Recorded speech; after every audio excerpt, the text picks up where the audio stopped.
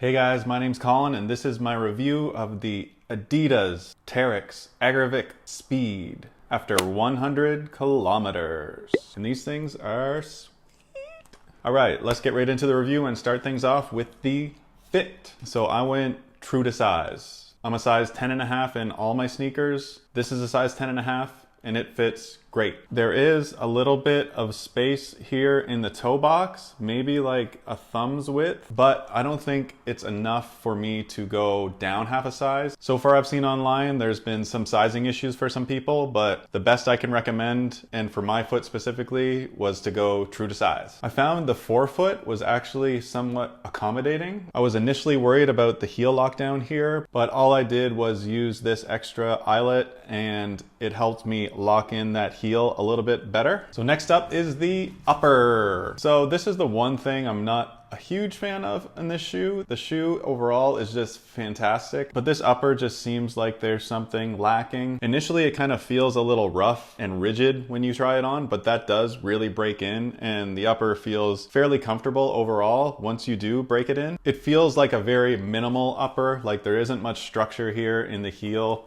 and just not much structure overall, but it still works really well, and somehow you still feel nice and safe and locked in when you're bombing down trails. The upper material here seems to be kind of a woven mesh through the forefoot and the midfoot here, and they are very breathable, and you just have some very minimal overlays around the ankle and the heel. There is some extra ankle padding in around the collar here as well. And the tongue is gusseted inside, so it's not going anywhere. I still don't really get why all these companies are going with these super short tongues. Because I use that extra eyelet, I find that the laces are just barely below that tongue, and sometimes you can feel it rub against the ankle. And a very underrated feature, and I wish more shoes would add this, but these laces are just fantastic. It's kind of those serrated laces, like something you would see on the Nike Alpha Flies. Like, these should just be mandatory on trail shoes, because once you tie these up, they stay tied. Not a huge amount of protection in the toe, just a little extra rubbery overlay. I did get these submerged fully in water, and I was expecting them to drain really well because of this very breathable and light upper. But for whatever reason, I don't know if the day was just not hot enough. I had about 4 kilometers left after I got fully submerged, and I was squishing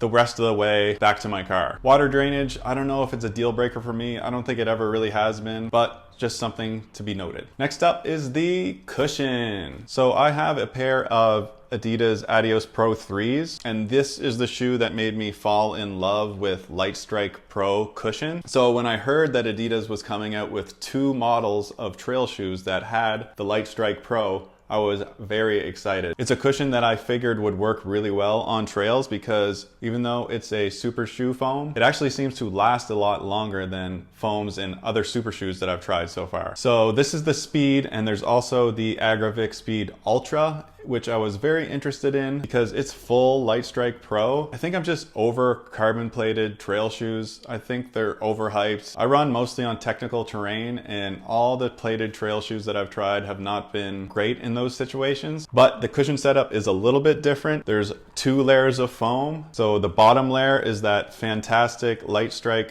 Pro, super cushion, super bouncy, and the second layer on top is the regular Lightstrike. A little bit firmer, not as lively as the Lightstrike Pro, but you can definitely still feel that Lightstrike Pro underneath the layer of regular Lightstrike. When it comes to the Agravic Speed, this cushion setup is legitimately bouncy. As soon as you step in, you can feel that little bit of bounce, but with that Lightstrike on top, you still maintain a bit of stability. And this is a lower stack than the Ultra as well, so you feel a little bit more nimble on the trail. Even though I think Adidas considers this more of a lower stack model, you still have 27 millimeters of stack in the forefoot and 35 millimeters of stack in the heel for an 8 millimeter drop. So in my opinion, this shoe can go very long distances. I've taken shoes with similar stack heights on 50k's and I think even longer runs than that. I think this can handle ultra distances even though this is considered the lower stack model. And with that super comfortable resilient foam, I really think this shoe can go the distance. The one negative I had was I kind of felt a little bit of heel instability, but again, definitely not a deal breaker and not something that you'll notice a lot. But overall, amazing cushion setup. And next up is the traction. So these things were sticking like crazy everywhere. Continental rubber is fantastic. It rivals Vibram in my opinion, and an interesting setup as well because these middle lugs here are 3 millimeters in depth and then these outside lugs here are 4 millimeters in depth. So I've never really seen that before, but for whatever reason this works really well, I found. And the lug depth was another reason why I leaned towards this shoe compared to the Ultra. So these have a little bit more lug depth than the Speed Ultra. And another cool thing is just full rubber coverage here on the bottom, and it still maintains a fairly light weight. So next up is the weight, and these weigh in around 9.5 ounces for a men's size 9. The lightweightness of this shoe and that nice bouncy cushion setup makes you just want to run fast in this shoe. The big negative about this shoe, I would definitely knock it for this, is the price. The only reason I did buy these is because I had a $50 gift card and it brought it down to $200 Canadian, because normally these are $250 Canadian. As much as I'm loving this shoe, I just don't think it's worth 250 bucks. I'm not quite sure why. Maybe it's just the Lightstrike Pro foam that gave them the reason to jack this price up. But 250 bucks is just, some of these prices are just getting insane and I just have to start culling it out a little bit. But 100K in, the durability so far seems really good. Even with this minimal upper, I was a little bit worried initially, but it's holding up really well. And the final verdict